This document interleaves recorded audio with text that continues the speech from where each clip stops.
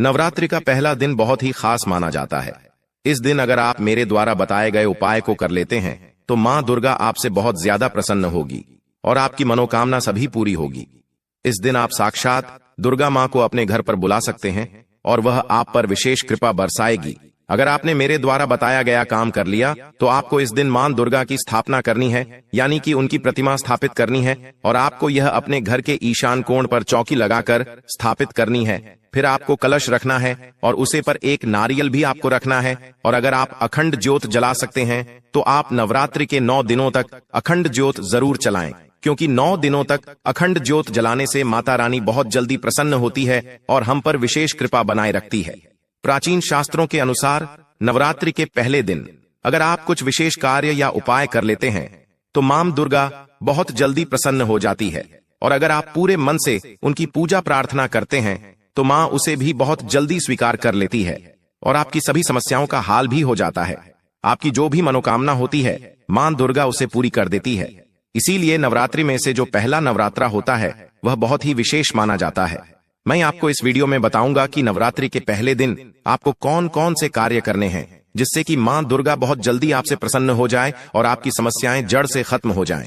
आपकी सभी मनोकामना चाहे वह कैसे भी हो आपकी पूरी हो जाए, चाहे वह धन संबंधी हो, विवाह संबंधी हो, संतान प्राप्ति संबंधी हो, व्यापार संबंधी हो, सभी मनोकामनाएं आपकी मां दुर्गा जरूर पूरी करेगी। अगर आप उनके सच्चे मन से स्थापना करेंगे तो और सच्चे मन से उनकी पूजा भी करनी है। अगर आप यह कार्य कर लेते हैं तो आपके घर में हमेशा सुख शांति बनी रहेगी, आपको हमेशा धन की वृद्धि होगी, आप हर क्षेत्र में तरक्की करते चले जाएंगे। अगर आप माता दुर्गा की पूजा विशेष कामना के लिए कर रहे हैं तो आपको कुछ खास बातों का ध्यान रखना है।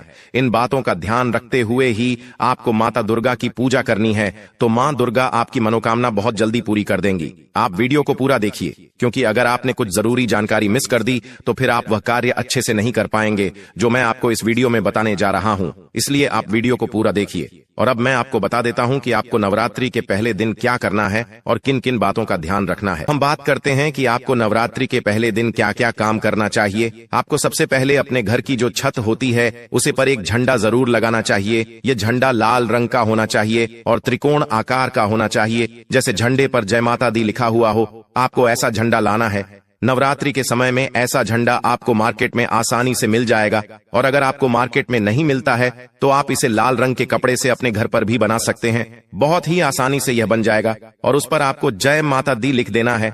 आपको झंडा अपने घर की छत पर लगाने से पहले मां दुर्गा के चरणों में अर्पित करना है और फिर उनकी पूजा करनी है।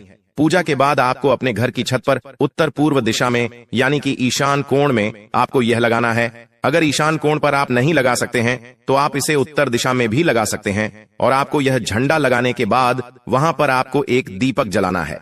चैत्र नवरात्रि बहुत ही खास माने जाते हैं। इस नवरात्रि में हम आसानी से माता दुर्गा को प्रसन्न कर सकते हैं। इसीलिए इस दौरान अगर आप मां दुर्गा का झंडा लगते हैं तो वह बहुत ही शुभ माना जाता है और आपको अपने घर में झंडा लगाने से घर में सुख शांति बनी रहती है और आपको हर तरफ से सफलता प्राप्त होती जाती है। आपको धन की भी प्राप्ति होती है। आप इस झंडे को अपने व्यापार वाले स्थान पर भी लगा सकते हैं। जैसे जैसे झंडा हवा में लहरता है तो वह इस बात का संकेत देता है कि आप अपने जीवन में हमेशा सफलता प्राप्त करते रहेंगे। इसीलिए आप नवरात्रि के पहले दिन यह काम करना बिल्कुल भी ना भूलें, क्योंकि यह काम आपकी जिंदगी बदल देगा। आपका भाग्य हमेशा आपका साथ देगा और माता दुर्गा की कृपा आप पर हमेशा बनी रहेगी। आपकी सभी समस्याएं जड़ से खत्म हो जाएंगी। आपके घर में धन सुख समृद्धि सभी में हर तरह की वृद्धि होगी और झंडा जैसे जैसे लहराएगा आपके घर से नकारात्मकता बिल्कुल उसके लहराने के साथ ही बाहर चली जाएगी और आपके घर का वातावरण शुद्ध रहेगा। इसीलिए आपको 30 मार्च 2025 को नवरात्रि स्थापना के दिन यह झंडा जरूर अपने घर की छत पर लगाना है। और ध्यान रहे, आप यह झंडा ईशान कोण पर लगाना है और ईशान कोण पर नहीं लगा सकते हैं तो उत्तर दिशा में लगा सकते हैं। अब मैं आपको दूसरा कार्य बताता हूं जो कि आपको नवरात्रि के पहले दिन करना है। आपको अपने घर के मुख्य दरवाजे पर आम के पत्तों का तोरण बनाकर लगाना है।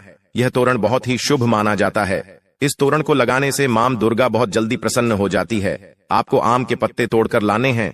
थोड़े से ज्यादा पेट आप तोड़कर लाइए और उन्हें साफ पानी से सबसे पहले धो लीजिए और फिर आपको सभी पत्तों पर श्री लिखना है और आपको अपने घर के दरवाजे के बराबर लाल धागा, यानी कि जो मौली धागा होता है, उसे अपने दरवाजे से नाप कर ले लेना है। अगर आपके पास लाल धागा नहीं है तो आप पीला धागा भी ले सकते हैं या फिर आप कोई से भी रंग का धागा ले लीजिए। लेकिन एक बात का ध्यान रखें, आपको काला धागा नहीं लेना है। अब आपको इन पत्तों को एक माला की तरह हो धागे में डाल देना है और अपने घर के मुख्य दरवाजे पर आपको इन्हें लगा देना है और पत्तों पर आपको श्री कुमकुम से लिखना है। सभी पत्तों पर आपको लिखना है। हम अगर किसी के दरवाजे पर ऐसा तोरण लगा हुआ देखते हैं तो हमें ऐसा लगता है कि यहाँ पर कोई शुभ कार्य हो रहा है, तभी यह तोरण लगाया जाता है। इसीलिए अगर आपके घर पर अगर आप नवरात्रि स्थापना के दिन यह तोरण लगते हैं तो वह बहुत ही शुभ माना जाएगा और आपके घर में बहुत जल्दी कोई मांगलिक कार्य होगा, क्योंकि नवरात्रि का जो पर्व होता है वह हमारी संस्कृति में भी एक विशेष पर्व माना जाता है और माता दुर्गा की आराधना का भी दिन माना जाता है। नवरात्रि स्थापना के दिन आप सबसे पहले सुबह जल्दी उठकर स्नान कर लीजिए, फिर आपको यह तोरण बनाना है और अपने घर के मुख्य द्वार पर लगाना है। इसको लगाने से आपके घर का वातावरण शुद्ध बना रहेगा और नकारात्मक ऊर्जा आपके घर से बाहर चली जाएगी। किसी की बुरी नजर आपके घर पर नहीं पड़ेगी। आपके घर में सकारात्मक ऊर्जा ज्यादा से ज्यादा प्रवेश करेगी।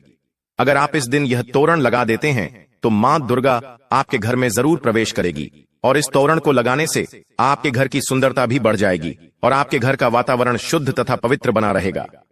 अब मैं आपको अगला कार्य बता देता हूं कि आपको नवरात्रि के प्रथम दिन कौन सा कार्य करना चाहिए, जिससे कि मां दुर्गा बहुत जल्दी आपसे प्रसन्न होकर आपकी मनोकामना पूरी कर दो। आपको नवरात्रि के पहले दिन अखंड दिया जरूर जलाना चाहिए। यह कोई परंपरा नहीं है, यह आपकी मनोकामना पूरी करने का साधन है। अगर आप इस दिन अखंड दिया जलाते हैं तो आप अपने मन में जो भी मनोकामना है उसे धारण कीजिए और माता रानी से उसे स्वीकार करने की प्रार्थना कीजिए कि वह जल्दी से आपकी मनोकामना पूरी कर दे। फिर आप इस अखंड दिए को जलाएं और 9 दिन तक इस जलने दीजिए। अगर यह दिया आपके घर में 9 दिन तक जलता है तो आपके घर में कहीं भी किसी भी तरह की नकारात्मकता नहीं बचेगी और हर तरफ सकारात्मक का संचार होगा। यह दिया जलाना बहुत ही शुभ माना जाता है। घर में सुख शांति बनी रहती है, घर का वातावरण पवित्र रहता है और मां दुर्गा का आशीर्वाद आपको प्राप्त होता है। वह आपके ऊपर विशेष कृपा बनाए रखती है। अगर आप किसी वजह से यह अखंड दिया नहीं जला सकते हैं तो कोई बात नहीं, आप सुबह और शाम को पूरे 9 दिन तक घी का दिया जरूर जलाएं और जब भी आप माता रानी की आरती करें तो फिर लौंग और कपूर से आरती करना बिल्कुल भी ना भूलें, क्योंकि आप लौंग और कपूर से अगर आरती करते हैं तो माता रानी बहुत जल्दी हमसे प्रसन्न हो जाती है और हमारे सभी मनोकामना पूरी करती है। हमारे सभी दोस्त खत्म हो जाते हैं और हर तरफ सकारात्मक का संचार होता रहता है। आपको नवरात्रि के पहले दिन कलश की स्थापना जरूर करनी चाहिए, क्योंकि कलश की स्थापना करने का मतलब देवी देवताओं को बुलाना होता है। इसीलिए आपको कलश की अच्छे से पूजा करके आपको उसे स्थापित करना चाहिए और यह स्थापित करने का मतलब आपके घर में देवी देवताओं का निवास माना जाता है। लेकिन आपको कलश की स्थापना करते समय एक बात का विशेष ध्यान रखना चाहिए कि अगर आप घी का दीपक जलते हैं तो आपको मां दुर्गा की मूर्ति के दाहिने तरफ रखना है और अगर आप तेल का दीपक जलते हैं तो आपको यह दीपक बाईं ओर रखना है। इस बात का आप विशेष ध्यान रखें, क्योंकि हम पूजा तो पूरे सच्चे मन से करते हैं लेकिन हम छोटी छोटी गलतियां कर बैठे हैं जिससे हमें नुकसान होता है और हमारी पूजा को सफल नहीं माना जाता है। इसीलिए आप इन छोटी छोटी बातों का विशेष ध्यान रखें। और नवरात्रि के पहले दिन आपको ज्वर भी बोना चाहिए। आप सप्तधान भी बो सकते हैं। यह बोलने से घर में सुख शांति बनी रहती है और नवरात्रि के पहले दिन आपको यह काम करना है। इससे माता दुर्गा आप पर विशेष आशीर्वाद बनाए रखेगी और जब यह ज्वारे उगने लगेंगे तो यह बहुत ही शुभ संकेत माना जाता है। इसका अर्थ होता है कि माता रानी आपसे खुश होकर आप पर अपना आशीर्वाद प्रदान कर रही है और माता रानी की आपको विशेष कृपा प्राप्त करती है। जैसे जैसे यह बड़े होते चले जाते हैं तो यह इस बात का संकेत होता है कि आपके जीवन में अब सुख ही सुख आने वाला है। अब आपकी सारी समस्याएं खत्म हो जाएंगी। बहुत से महिला पुरुष नवरात्रि के समय उपवास रखते हैं। उपवास रखना बहुत ही शुभ माना जाता है। इससे हमें मानसिक शुद्धता का अनुभव होता है, हमारा मन शांत रहता है और हमारे मन में पवित्रता का अनुभव होता है। इसमें आप फल और जल आदि ले सकते हैं और हमें उपवास रखने से हमारी आत्मा भी शुद्ध होती है और माता दुर्गा आपसे प्रसन्न होती है। अगर आप उनका उपवास पूरी श्रद्धा से और सच्चे मन से रखते हैं तो माता रानी आप पर जरूर प्रसन्न होती है। इन सभी कार्यों को आप नवरात्रि के पहले दिन कर लेते हैं तो निश्चित रूप से माता रानी आपसे प्रसन्न होती है और आप पर अपनी कृपा जरूर बनाए रखेगी। हम इन छोटी छोटी बातों का ध्यान रखते हुए माता रानी का आशीर्वाद प्राप्त कर सकते हैं, उन्हें प्रसन्न कर सकते हैं और हमारी समस्याओं को खत्म कर सकते हैं।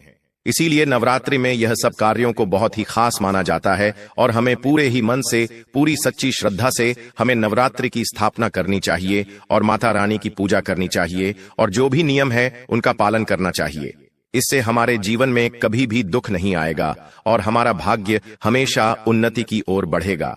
आप नवरात्रि को सिर्फ धार्मिक अनुष्ठान मानने की गलती मत करना, बल्कि यह हमारे मन में शुद्धता, पवित्रता लाने वाला दिन माना जाता है और हमारे हर तरफ सकारात्मक बनी रहती है। अगर हम इन छोटी छोटी बातों का ध्यान रखते हुए, नियमों का ध्यान रखते हुए नवरात्रि के 9 दिनों का पालन करें, तो फिर हमें कोई भी समस्या का सामना नहीं करना पड़ेगा। अगर आप पूरे 9 दिन उपवास नहीं रख सकते हैं, तो आप नवरात्रि के पहले दिन और आखिरी दिन भी उपवास रखकर इनका पूरा कर सकते हैं। आप इस दिन भी अगर व्रत रख लेते हैं, तो आपके पूरे 9 दिन व्रत रखने का पुण्य प्राप्त होगा। और अगर आपसे व्रत नहीं होता है, तो आप सच्चे मन से मां दुर्गा की 9 दिन तक पूजा कीजिए, आराधना कीजिए, तब भी आप माता रानी के विशेष कृपा प्राप्त कर सकते हैं। ऐसा नहीं है कि आप अगर व्रत करेंगे तभी आपको माता रानी का आशीर्वाद प्राप्त होगा। ऐसा बिल्कुल भी नहीं है। आप सच्चे मन से उन्हें माने, याद करिए, उनकी आराधना करिए, फिर देखना माता रानी आपकी हर तरह की मनोकामना जल्दी से पूरी कर देगी। क्योंकि आप बीमार हो फिर भी व्रत कर रहे हो, ऐसा बिल्कुल भी नहीं होना चाहिए, क्योंकि वह व्रत नहीं माना जाएगा। आप अच्छी तरह से स्वस्थ हो, व्रत करने में समर्थ हूं, तभी आपको व्रत करना चाहिए। और आपको नवरात्रि के 9 दिनों में तामसिक भोजन बिल्कुल भी काम नहीं लेना है। आपको मांस मदिरा का सेवन नहीं करना है। आपको लहसुन, प्याज आदि का सेवन बिल्कुल भी नहीं करना चाहिए, क्योंकि यह सब शुभ माने जाते हैं और माता रानी आपसे क्रोधित हो सकती है और आपके माता के क्रोध का सामना करना पड़ सकता है। आप नवरात्रि के उपवास में एक समय खाना खा भी सकते हैं और आप चाहे तो आप फलाहार भी कर सकते हैं। आप अपने श्रद्धा के अनुसार यह व्रत कीजिए। अब मैं आपको एक और बहुत ही जरूर कार्य बताने जा रहा हूं, जो कि आपको नवरात्रि के पहले दिन जरूर करना है। आपको अपने घर के मुख्य दरवाजे पर दोनों तरफ स्वास्तिक का चिन्ह जरूर बना देना है। इससे आपके घर पर किसी की बुरी नजर नहीं पड़ेगी और नकारात्मक ऊर्जा आपके घर में बिल्कुल भी प्रवेश नहीं कर पाएगी। इसीलिए हमें अपने घर के मुख्य दरवाजे पर स्वास्तिक जरूर बनना चाहिए। जब भी आप नवरात्रि स्थापना करें, पूजा आराधना करें, तब ध्यान रखें कि आपके बीच में कोई टोके न, बिना किसी के टोक आपको यह पूजा पूरी करनी चाहिए। और अखंड ज्योत का आपको बिल्कुल ध्यान रखना चाहिए कि वह पूरे 9 दिन तक जलती रहे। इससे आपका घर का वातावरण शुद्ध और पवित्र बना रहेगा और हर तरफ आपको सकारात्मक का अनुभव होगा। आपके मन में हमेशा अच्छे विचार ही आएंगे, कभी भी आपके मन में गलत विचार नहीं आएंगे और आपका मन शांत रहेगा। आपको मानसिक शांति का अनुभव होगा और आपके ऊपर मां दुर्गा की विशेष कृपा बनी रहेगी, जिससे आपके घर में माता लक्ष्मी स्थायी रूप से निवास करने लगेगी। आपके घर में धन की कोई कमी नहीं होगी। इसीलिए आप नवरात्रि के पहले दिन मैंने आपको जो जो काम बताए हैं, उन्हें आप पूरे सच्चे मन, विश्वास और श्रद्धा के साथ कीजिए। माता रानी आपकी हर इच्छा को पूरा करेगी। आपके चाहे कैसे भी मनोकामना हो, सभी पूरी हो जाएगी। लेकिन मैंने जो बातें आपको ध्यान में रखने का बोला है, आपको उन बातों का ध्यान रखते हुए ही वह काम करने हैं। फिर देखेंगे आपकी जो भी पूजा आ रहा था है, जो आप 9 दिन तक करेंगे, वह किस तरह से सफल होगी। अगर आपको कुछ समझ ना आया हो तो आप मुझे कमेंट बॉक्स में कमेंट करके भी पूछ सकते हैं। मैं आपकी पूरी मदद करने की कोशिश करूंगा।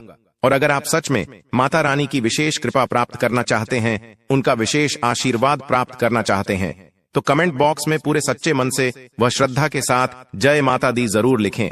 सबसे पहले चैनल को सब्सक्राइब कर दीजिए, वीडियो को लाइक कर दीजिए, साथ ही पास वाले बेल आइकन पर भी क्लिक कर दीजिए, जिससे कि आपको हमारे नए नए वीडियो का नोटिफिकेशन मिलता रहे और आप अपनी छोटी छोटी आम जीवन से संबंधित समस्याओं का उपाय मुफ्त में करते रहें और आपकी सारी समस्याएं जड़ से खत्म हो जाएं।